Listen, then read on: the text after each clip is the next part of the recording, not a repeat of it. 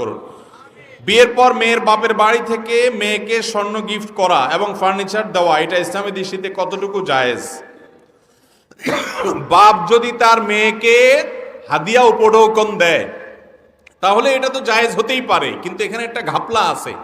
ঘাপলা হলো, আমাদের সমাজে বেশিরভাগ পরিবারে বাবা মা তার মেয়ের বিয়েতে মেয়েকে ফার্নিচার দেয়, স্বর্ণ গহনা দেয়, অন্য যা কিছু দেয়, এগুলো সবগুলো দেয় হলো মেয়ের শ্বশুরবাড়ির লোকদের মনোরঞ্জনের জন্য, তাদেরকে খুশি করার জন্য, মেয়েটার সুখের জন্য।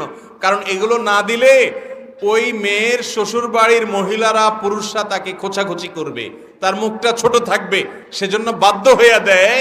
এটাকে যদি আপনি উপঢৌকন বলেন, আমি বলবো এই সিচুয়েশন তৈরি করে শ্বশুরবাড়ির থেকে যে সমস্ত পুরুষেরা বিভিন্ন হাদিয়া নামক এই সব জিনিস আদায় করে, সেগুলো হাদিয়া নয়, সেগুলো যৌতুক। এই অঞ্চলে যৌতুকের প্রথা প্রচলন আরো বেশি, অনেক বেশি। এই আশেপাশের জেলাগুলো বলেন, এমনকি চট্টগ্রাম, সিলেট, এই এলাকাগুলোতে দেশের এই বিরাট একটা অংশে যৌতুকের অভিশাপ ঘরে ঘরে। বলে যে ফ্রিজ তো আসলে আমার দরকার নাই, আপনার মেয়েরই তো একটু ঠান্ডা খাওয়ার জন্য দরকার। মোটরসাইকেল তো আসলে আমার ছেলের তো দরকার নাই, ও সাইকেলেই চলতে পারে, কিন্তু আপনার মেয়েকে নিয়ে ঘুরতে হলে তো মোটরসাইকেল লাগে। তো এইসব তালবাহানা করে যারা যৌতুক চায়, আমি তাদেরকে বলি, যৌতুক চাওয়ার চাইতে একটা ভাঙা থালা নিয়ে রাস্তায় বসেন। যারা মেয়ের বাপের বাড়ি থেকে যৌতুক আশা করেন, ঘুরাইয়া ফিরাইয়া বিভিন্ন রকমের বুদ্ধি করে, কৌশল করে মেয়ের বাপের বাড়ি থেকে এটা সেটা আদায় করেন।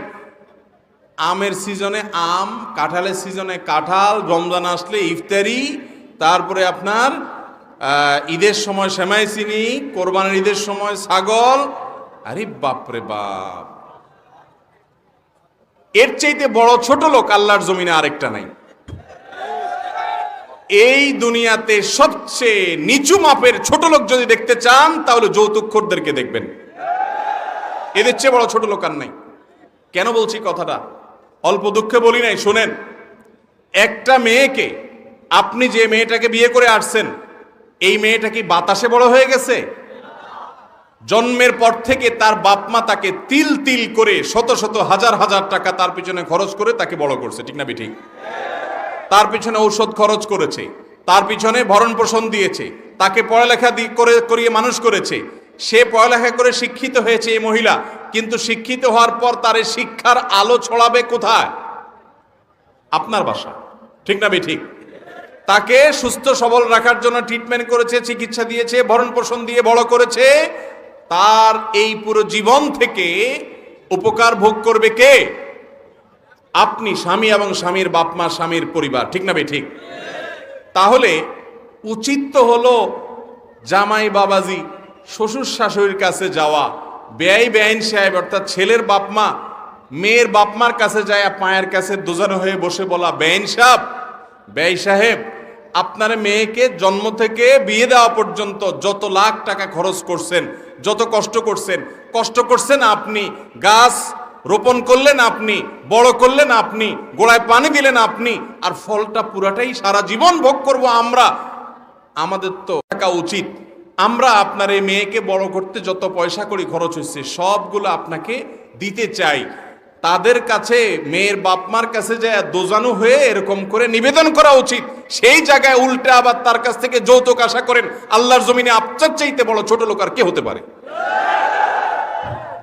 যুবকরা প্রতিজ্ঞা করতে হবে যে বাপ মা যত উসফুস করুক, বাপ মার কোনো অন্যায় আবদার মানা যাবে, বাপ মার সাথে বেয়াদবি করা যাবে না, কিন্তু তাই বলে অন্যায় কোনো আবদারও মানা যাবে।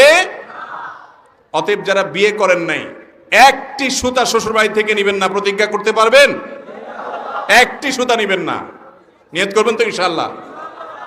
বিয়ে তো আমরাও করেছি, এত বড় গলায় কথা বলতেছি, যৌতুক নিলে বলতে পারতাম? ভাইরা আমার, এটার মতো জুলুম আরেকটা হয় না। ভদ্র বেশে ডাকাতি, আরে বাবা, অনেক সময় যার বিয়ে তার খবর নাই, পাড়া পড়োশির ঘুম নাই। যেই ছেলে বিয়ে করে আনছে সে যৌতুক আশা করে না, ছেলেটা ভালো, ছেলে বুঝে এই মেয়েকে তার বাবা মা বড় করে দিয়েছে, এই জন্য শরীয়ত বলছে তুমি মহারানা আদায় করে তারপর নিয়ে আসো। আর আপনি উল্টা তার কাছ থেকে আদায় করতেছেন। বিদেশে যাবেন, শ্বশুরের কাছে ভিসার টাকার জন্য দাঁড়ায় রয়েছেন, শ্বশুরের কাছে না দাঁড়ায় থাকা বিখ্যাত থালা নিয়ে রাস্তায় দাঁড়ান। দেখেন কথাগুলো কড়া, কিন্তু কড়া কথা ছাড়া উপায় নাই, কারণ আমাদের রোগটা এত জঘন্য হয়েছে, অপারেশন ছাড়ার উপায় এখন ভদ্র ভাষায় হয়। আবার এর মাধ্যমে আমাদের একটা বড় ক্ষতিও আমরা করি, যেটা আমরা বুঝি না। সেটা কি আমি বলি। একজন মেয়ে তার বাবার সম্পদে তার হক আছে না নাই, কিন্তু বিয়ের সময় এই ফার্নিচার, গহনা, এটা সেটা দিয়া আসল যেটা মেয়ের পাওনা ওইটা থেকে বঞ্চিত করে দেয়। বাপ মারও এখানে কারসাজি অনেক সময় থাকে। লামসাম দিয়া মেয়েরে বিদায় দেওয়া যায়, তোমাকে তো অনেক কিছু দিয়ে বিয়ে দিস না, এসব চলবে না। মেয়েকে মেয়ের অধিকার বুঝিয়ে দিতে হবে। আমি প্রায় সময় বলি, আমি সংশ্লিষ্ট বিষয়ে যারা জমি জমা সম্পর্কে ভালো বুঝেন, এই সম্পর্কে অভিজ্ঞদের কাছ থেকে জেনেছি, আমাদের দেশে যত ল্যান্ড আছে, যত জমি আছে, এই জমির দলিলের প্রায় সবই পুরুষদের নামে, মহিলাদের নামে জমির দলিল পাওয়া যায় না। অথচ পুরুষের সংখ্যা কি মহিলাদের চাইতে একেবারে কম? তাহলে তাদের নামে জমি নাই কেন? কারণ আমরা তাদের হক নষ্ট করি, তাদের অধিকার নষ্ট করি। মেয়েদের অধিকার নষ্ট করা যাবে না। বিয়ে করবেন, আবারও বলছি, আপনার ছেলেকে আপনার মেয়েকে বিয়ে করাবেন, মেয়ের বাপ মেয়ের মারে বাতাস করবেন যা, হাত পা টিপবেন যা, যে বেঈ সাহেব দয়া করে দেন, মেয়েটা আপনার গাছ, ফল আমার ছেলে আমার সংসার ভোগ করবে। সেই জায়গায় উল্টা তাদের কাছে চাচ্ছেন। আল্লাহ আমাদেরকে বুঝার তৌফিক দান করুন। আশেপাশে যেসব মহিলারা খোঁচাখুচি করে যে তোমার শ্বশুরবাড়িতে কিছু দেয় নাই,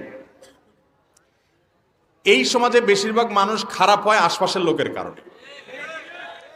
নিজে খারাপ হতে না চাইলেও আশেপাশের লোকেরা খারাপ করে দেয়।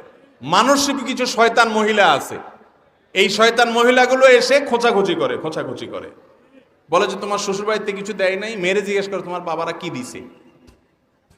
মুখের উপর বলা উচিত আমার বাবারা কি দিবে, ফকির ফাকড়া থাকলে ভিক্ষা দিবে।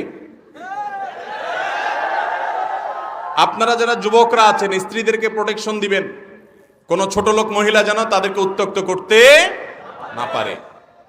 কিন্তু আবার যুবকরা ঠিক বলতেছেন, আজকাল পোলাপান বিয়ের পর থেকে শ্বশুরবাড়ির পক্ষে এমনি লড়াই করে।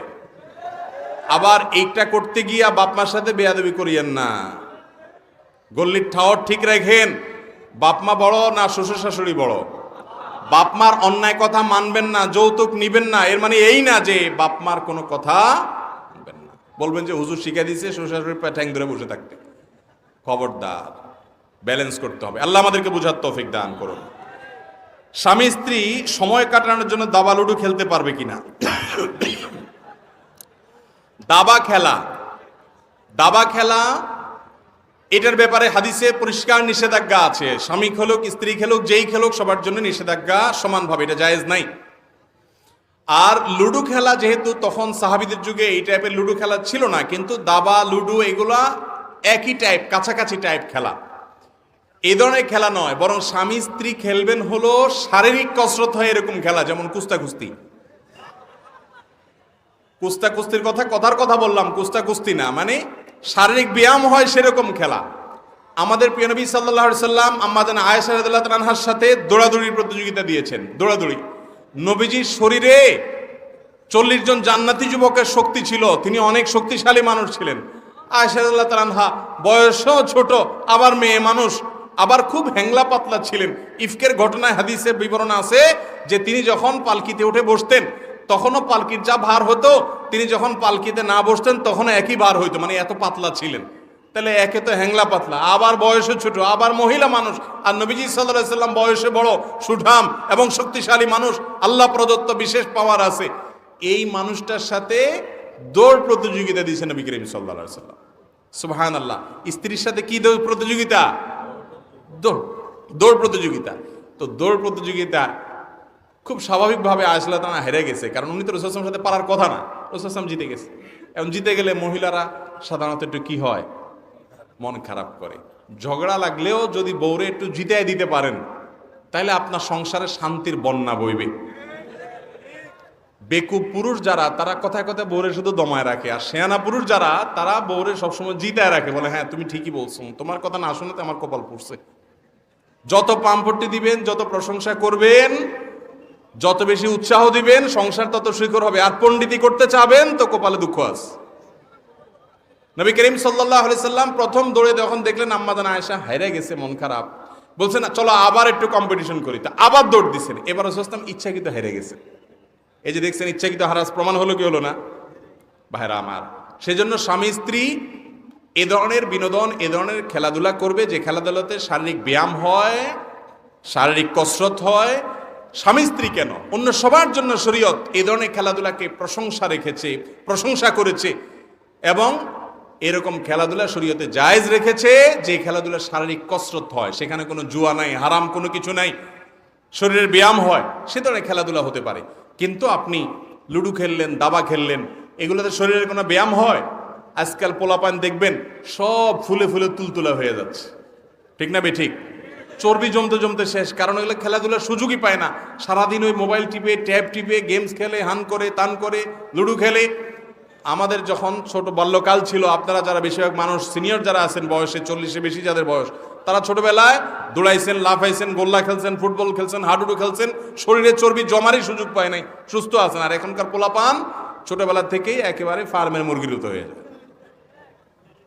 কারণ ওই বাপমাই তাকে ধ্বংস করতেছে। বিধায় এ ধরনের খেলাধুলা শরীয়তে জায়েজ, কিন্তু যেই খেলাধুলা কোনো শারীরিক কসরত হয় না, এগুলো আরো ব্রেনকে অবসাদ করে। আপনি দেখেন লুডু খেলেন আর যেটাই খেলেন, যারা খেলে, এই যে ক্যারাম খেলা টেলে, দেখবেন চোরের মতো চেহারা হয়ে যায়।